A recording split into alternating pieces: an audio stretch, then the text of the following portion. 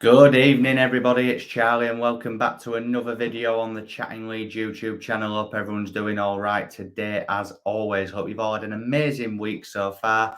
But we're now into the nitty-gritty. Leeds United have got another game on Sunday against Chelsea. So I just thought I'd jump on now. Obviously, it was Jesse Marsh's press conference earlier on today. So I'm just jumping on to give my overall predicted 11 based on what he said. Obviously, there's a big bit of team news, which I'll get into towards the end of the video, which is just another reason why we need another signing through the door, but we'll get into that a little bit later in the video. But just before I do, let's just get all the formalities out of the way. Smash that like button, please subscribe, share all of your thoughts and opinions in the comment section down below. Check me out on Medium and on Reddit as well. I've made a Reddit page where all the articles will be going, and hopefully over the next few days or maybe week or so, you'll be hearing an announcement about something that I'm in the process of trying to set up just regarding the articles, which I'm very excited for, I can't lie. But enough of all that, enough of the waffle. Let's get into the nitty-gritty of the video then. The reason why you've clicked on this video is to see what my predicted 11 will be. Who will Jesse Marsh send out there to start the game against Chelsea on Sunday? Let's just get into what he said in his press conference first. Patrick Bamford and Liam Cooper are both doubts for the game. They are on the grass, but just taking it day by day at the minute. We all know Bamford did suffer a little groin niggle against Southampton. He basically confirmed on the LUFC podcast that he was out of the Chelsea game, but then Marsh kind of made it seem like there's a possibility. Bamford said himself on the podcast that he was going to miss the Chelsea game. So even if he's on the bench, he's definitely not starting this game. Coops is here and there. Again, we're taking it day by day. Not too concerned about that, if I'm being honest. That's just my opinion. Elland and Junior Firpo are making good progress. I think he said they're about a week or two away, which is good to hear. I think Stuart Dallas is obviously just on the road to recover it as well. So that's really the main talking points, which kind of, I'll be honest, before I'd heard about Bamford, I was probably going to say that it'd be an unchanged team. But now it changes things. That really does change things. Oh, sorry. Gellart is available for this week as well after he didn't feature at all last week. So then we'll get into the predicted 11 then, shall we? In goal, it's obviously Lamelier, who for some mad reason was linked with a move to that team from across the Pennines. Yeah, absolute BS in my opinion. That was never going to happen. Man United are just a joke at the minute, aren't they? But anyway, that's a story for another upload. The back four, I think, will be unchanged, if I'm honest. I think it will be Rasmus Christensen at right back, with Llorente and Koch in the middle, and Pascal Struijk out on the left. I think Rasmus really needs to start proving himself now. He's had against Wolves, apart from their goal, I thought it was all right. I thought it was decent. Last week, he was very poor. I think he's still trying to adapt to the league. He's probably the only one of the signings that hasn't fully adapted yet. So I want to see more from him, if I'm being honest with you.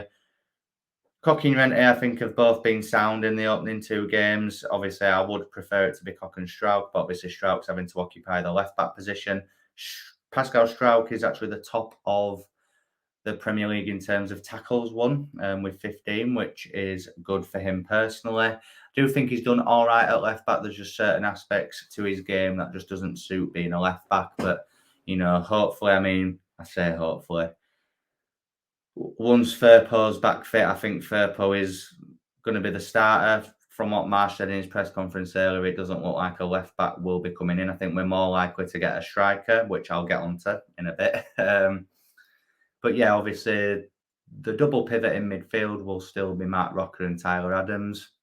Again, I've said it a few times, I'll say it again, both complement each other very nicely in that midfield. And I think it could be a very interesting battle in the midfield. I will be doing a preview for the game tomorrow, so I will go more in depth on that. But I do think it'll be very interesting in that midfield area.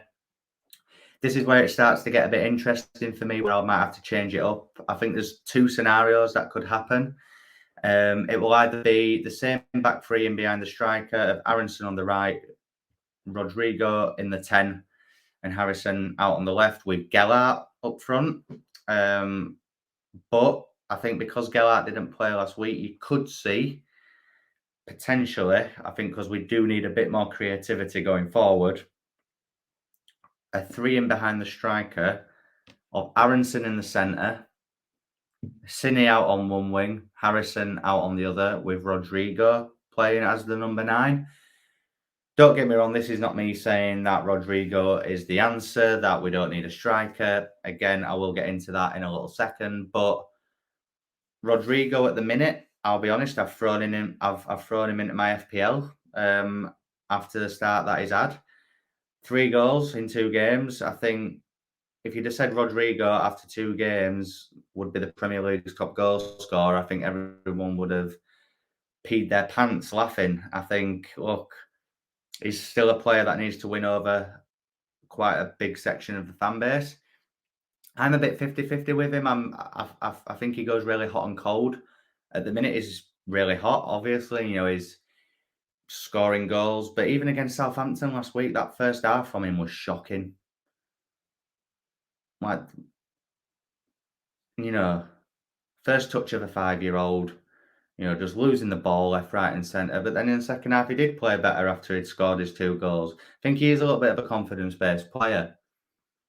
Maybe playing as a number 9 suits him better. I don't know. He hasn't really had a consistent run of games playing as a number 9 at Leeds United, really. You know, in that first season in Prem, you had Bamford pretty much fit for the majority. Whenever Rodrigo played, it was either as a substitute or he'd come on in that 10 role. Then you've got last season where he was a bit all over the place. Some games he played as a 9, some games he played in behind.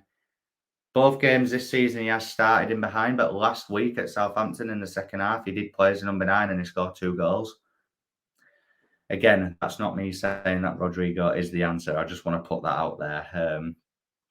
But let's get into it then, this striker chat. I'm just going to briefly talk about it now. I know it's not a transfer upload, but Marsh basically said that he is feeling that they're going to get a striker. It's an area of the pitch that they are in the market for.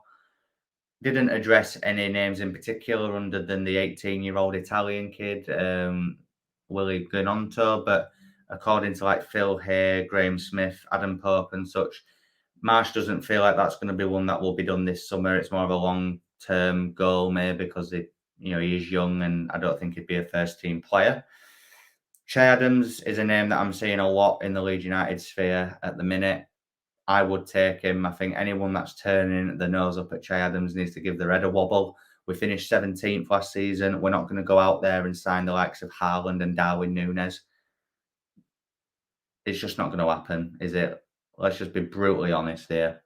We need to be realistic with where we've just finished. Yes, we've had a decent start, but people turning their noses up at Che Adams. You know, there's Neil Maupay out there as well, who, yes, is a little bit of a shit house whenever he's played against us.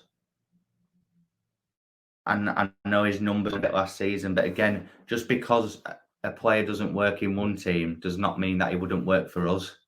That's what people need to kind of understand. I get where people are coming from, I do, but just because he didn't work out at Brighton or because Adams isn't prolific for Southampton, we don't need a striker just to score goals. We need a striker who plays like Pat Bamford, who can bring others into play, bring the ball down, play off at shoulder, and get into good areas. Obviously, goals is a bonus because as a striker, you expect a striker to score goals. But I think with how we play, it isn't the number one priority for a striker. We need someone that can do all those things I've just said. I just think it would be absolutely ludicrous and so negligent on the board, Marsh, whoever's making the decisions, if we do not bring a striker in before this window. A left back I've kind of forgotten about now. I don't think a left back's going to happen unless an opportunity arises that is too good to say no to. Obviously, Kai Wagner was linked. Don't think that's going to happen, if I'm honest. So yeah, look, I'm I'm bamboozled by the fact that we've not signed a striker yet. I think it's insane. I can see us making a signing within the last few days as a panic buy, and I just don't want us to do that. If we want Che Adams, go get Che Adams. It's as simple as that, really.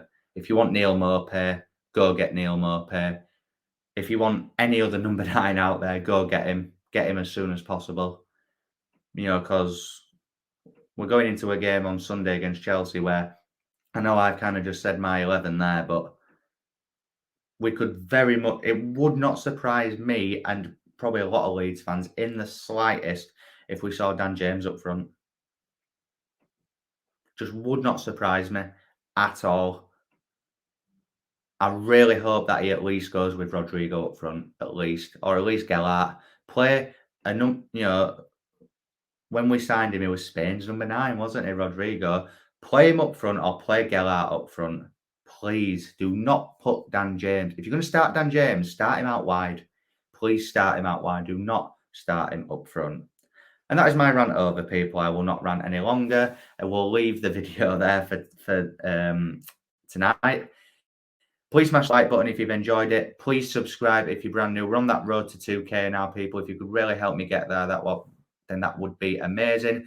As I said at the beginning, hit your comments in the comment section down below with all your thoughts and opinions. Check out the Reddit page. Check out the Medium page as well. All of your support on the articles really does mean a lot, people. It really does. And yeah, I'll see you in my match preview for the Chelsea game, which will be out tomorrow night. I'll see you then. Cheers.